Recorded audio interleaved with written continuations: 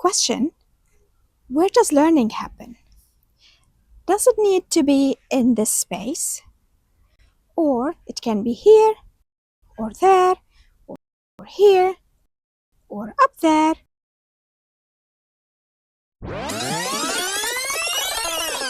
What if I tell you that you can learn fractions in a basketball court, velocity in a park?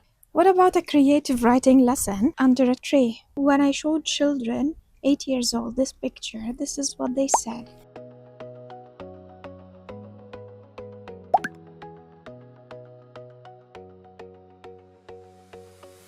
And these are their words for this picture.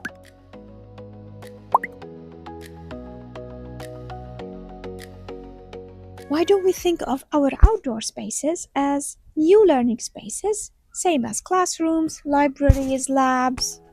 Let's make our teaching and learning more embodied.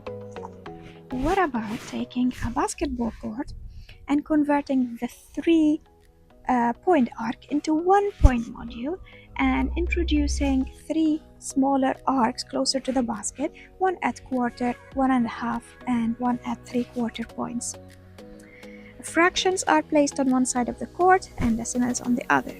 With this way, children are able to visualize the magnitude of the fractions and decimals, and they are able to practice converting between them. This is called the Fraction Ball Initiative, and it was launched in a school in California in 2019 by researchers UC Irvine School of Education, Andres Bustamante. The teacher would say, "Step at half.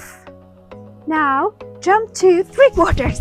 Children are not memorizing numbers, they are actually experiencing fractions. Mathematics is embodied! Outdoor spaces can be designed based on themes studied in the curriculum. If children are learning about a specific culture, they can learn, for example, about the gardening techniques or about the specific plants and fruits and vegetables that grow in that area. Children engage in baking and cooking activities and celebrate harvesting ceremonies. Outdoor spaces can be pollinator gardens or can be art-specific gardens. If children, for example, are engaging with a literacy study, they can sit under a willow tree and learn about a poem about willows and engage with creative writing. We are making the learning experience more embodied. Children can see it, feel it, smell it, touch it, and hear it. However, our current schoolyards and outdoor spaces do not take into consideration the curriculum. They do not consider the students' learning needs outdoors.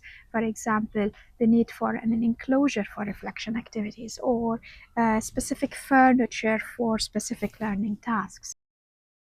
The infrastructure outside is not adequate enough to allow for digital access alongside physical interaction.